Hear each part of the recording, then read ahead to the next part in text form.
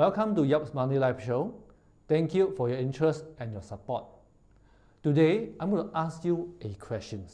How many fund managers or investment managers did you fire last year? Okay. Recently, I conducted a seminar. I shared about the idea about sacking fund manager who is not performing. So a few participants, they are pretty shocked with my statement. They are pretty surprised that you see how unfriendly I am or my company is towards fund managers. Okay, now let's put things in the right perspective. We invest with fund manager, we make friends with fund manager, but we don't fall in love with fund manager. Okay, the objective of using a fund manager is nothing but to get them to help us to grow our money, to help them to achieve certain investment returns for us. That's it. So in that case, if they perform, we'll keep them to let them to continue to work for us, or we may even top up more money for them to grow money for us. But if they don't perform, so they are not doing their job. So what we want to do is we want to sack them and replace them with another fund manager which can perform and help us to grow money.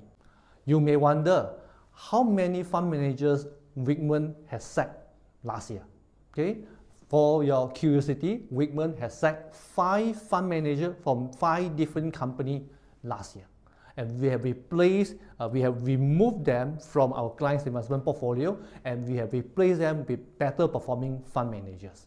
Okay, now you may want to actually ask yourself, if your financial advisor who's advising you, if they are the agent of the fund management company, would they be in a position to sack the fund manager and replace with other better performing fund managers from other fund management companies? Can they do so?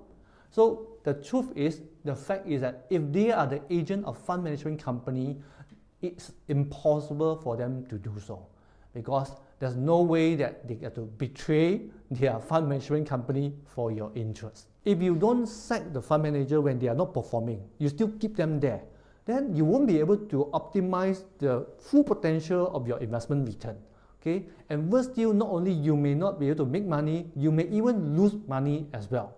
Okay? So if we are determined and if we are serious about growing our money with high certainty, we have no choice. We got to learn how to review the performance of the fund manager. We need to learn and recognize the right timing to sack underperforming fund manager, so that we'll be able to get the best return potential from the risk that we have taken.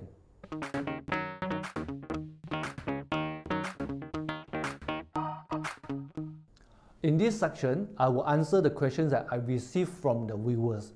Now I have a question from Joseph. Joseph is from Puchong. His questions goes like this. I am 55 years old. I have 5 investment properties and I need 600,000 urgently. But I can't get loan or refinance anymore, so I decide to sell one of my fully paid properties. Which one should I sell to raise cash fast? Okay. Well, that sounds like pretty urgent kind of questions. Now, you see, in my practice, my clients actually always discuss together with me about like when they need money, which one they should sell. Okay, so some of them they say, hey, maybe I should sell the lousiest one because I don't want to have to give to somebody else. Okay, some they say maybe this piece of property, I can't rent, nobody actually rented it, so I should sell this one. And some may say, this one very difficult to manage, it's very far in Semenye, so too far, too difficult to manage, I sell this one. And some may even say, oh, this property, I make a lot of profit, maybe I should realize a gain from this profit. Now, the question is that with all so many criteria that we have, which property should we think, should we choose, or which criteria should we use to decide which property to sell to raise cash fast? You see, property market is very soft now. It's very difficult for you to sell any property now. Okay, so my suggestion is that don't think about all these criteria I mentioned just now. We should actually look at the property which is easiest one to sell, the one that people would like to buy now and sell it. Even though it could be your best investment property, it could be your favorite property. Don't have any emotional attachment, sell it. Okay, and if need be, since you need the money quite urgently, you may need to even sell it lower than current market price to make sure that you can attract the buyer to buy your property. At this stage, I believe there are still some buyers to buy the property from you because they are looking for good bargain. If your property is offered at a very attractive price to them, attractive value to them, they will still buy from you. But if you wait longer, there may be less buyer to buy the property from you. So it'll be even more difficult for you to find buyer, and even if you can sell, you may need to sell your property at much lower price. So I hope you find my advice to be useful and you can raise your money in time. If you have the most burning questions about your money or investment, please feel free to drop me an email or WhatsApp me. Okay?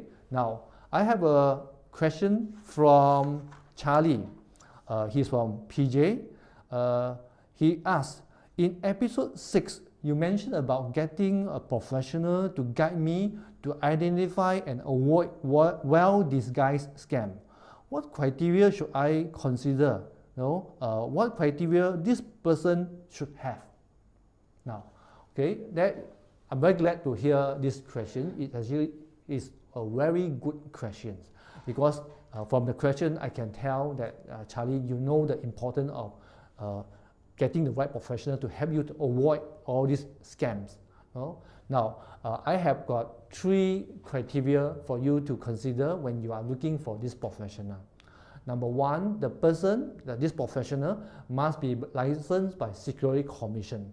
Okay, and ideally they have got financial planning license under Security Commission. Okay, and they should not be someone like who's a unit trust agent, because unit trust agent, though they may be knowledgeable, but they are knowledgeable maybe only limited to the knowledge of their fund house, the investment company that they represent. So if you show them the investment proposal from somewhere else, from overseas or from outside the company, they may not be able to give you their opinion. And the second point that you need to consider is their experience in analyzing the investment proposal. You see, some professionals, they only focus on selling the product. They do not actually have much experience in helping the client to analyze the investment proposal, whether it's a local in Malaysia or from overseas. They also do not know how to analyze the investment proposal from other companies that they represent.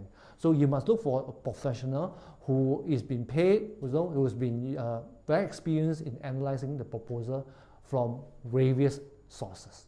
The third criteria to look at is whether this particular professional charge professional fee for their service. You see, any professional who's really good in their job, they would definitely charge a fee. Remember, there is no free lunch in this world.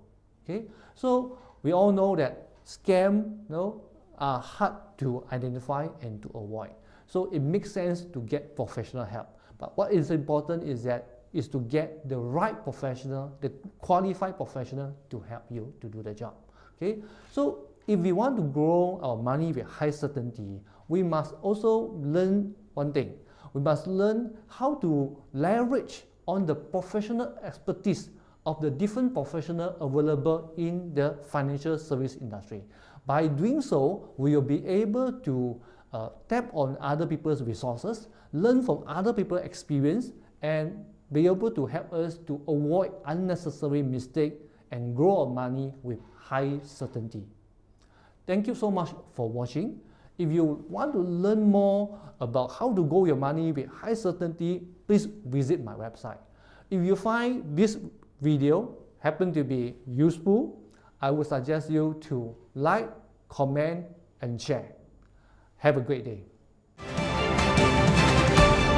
Hey there, if you like my video, please remember to subscribe to my channel.